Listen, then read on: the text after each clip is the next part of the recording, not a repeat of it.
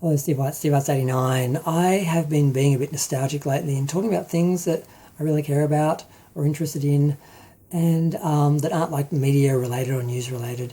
And one of the things that I've always loved is models and making models. There's something about creating miniatures and recreating something from fantasy or from somewhere else in the world and recreating it right in front of you, and being able to like look at it and connect to it on some level. I've always enjoyed building things and toys and collectibles and things like that.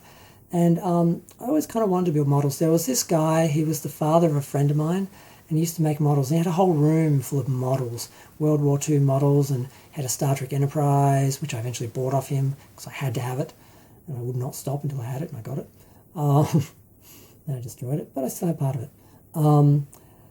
And I remember sometimes I'd go to visit his friend. He'd take me into the room because you weren't really allowed to go in there because obviously they weren't toys. They could all be broken. They all were works of art.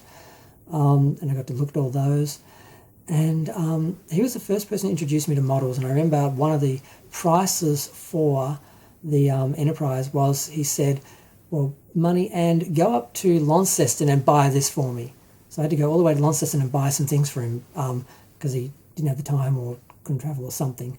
So that's what I did, and I got the Enterprise.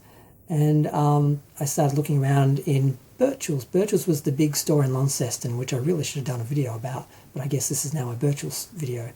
Birchall's was the sort of, had everything. It had books, it had models, it had calendars and stationery and anything to do with paper, and to a lesser extent media. It had DVDs and stuff later on, but it wasn't their main thing. There was more books. But they had, you walked in, it was like on the same level, and then it went up a level, a couple of stairs, and then that was the back section, and part of it was books and stuff like that. But then when you went off onto the side, there was a side section, and that's where all the models were. And I could just get lost there. There were so many Star Trek models back in the day. I remember all the 25th anniversary stuff that came out, and I managed to find, the oldest one I found was a Star Trek 4 model Enterprise that was still there. I managed to get that. So I had 3 Enterprises, and they're all different ones. And my first memory of models was my brother used to make models. My dad, I don't think he made them. I know my brother did. I know there was a model ship, like an old sailing ship that had been trashed, but I still played with it. He had a General Lee that he had painted up. He had a truck he painted up, and he did it black, red and black. It kind of looked like Optimus Prime. It was the same type of truck. I remember watching him build the models and just be amazed and wanting to join in, and he wouldn't let me because obviously I'd ruin them. And I did end up playing with a lot of his models like toys and trashing them, which I still feel bad about to this day. But he graduated to buying die-cast metal cars, and I think he replaced all the cars and trucks that he had as models that I destroyed. He resented me for it bitterly, even though I was a child and didn't know any better, but, you know, we'll talk about that some other time. But yeah, I just got the model bug, and I started making my own. Once we separated from my dad, and I had more money, I started collecting models, and Mum bought stuff for me. And I know my other relatives, my other siblings, resented the fact that my mum spent money on me to buy things like, she bought me the 25th anniversary 3 Enterprise model kit. You got the tiny little A, the tiny little original series, and the D all together on one stand. I got that, and apparently that was more money than anyone else got spent on them, so there was resentment there. But I loved that model, and that was, I think, where I started off. And I did the Klingon Cruiser and the Enterprise and the movie Enterprises, and I just kept making them. And I think the saddest thing was, because what's happened is model making, it used to be something families did together, fathers did with sons.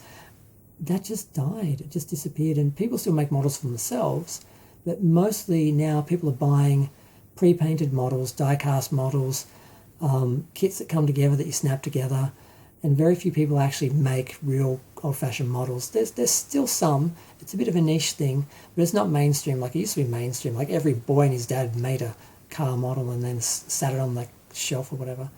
My first model my mum actually bought for me, it was a car, and my brother didn't like the car, and it wasn't like the right size, and he sort of, she didn't buy anything for me ever again. I bought my own after that because apparently she didn't do well enough with the selection. So but I was more interested in science fiction and fantasy anyway, so that's what I made all my models for. And the sad thing is, when I was looking at this video, doing this video, I was thinking I should pull one of my models down so I can have it in the picture, and I realised all of my models are in boxes either busted or packed away, and the only thing I have out are my pre-painted bought models or toys, because they look better than the ones that I made for the most part. So even, I'm doing a video about how sad it is that, this thing has faded away, and, all my stuff's packed away. So, that's just the way it is, I guess. But yeah, I had great fun building models. I still have a lot of unmade models I'm going to make one day and display. It's all part of the long-term plan. It will get done. But in the meantime, I don't have the room for it, so I just have one of each, the best of each, which just happen to be all the pre-painted ones on display on the top of my bookshelf, and that's it for now. But later, I'll do the rest.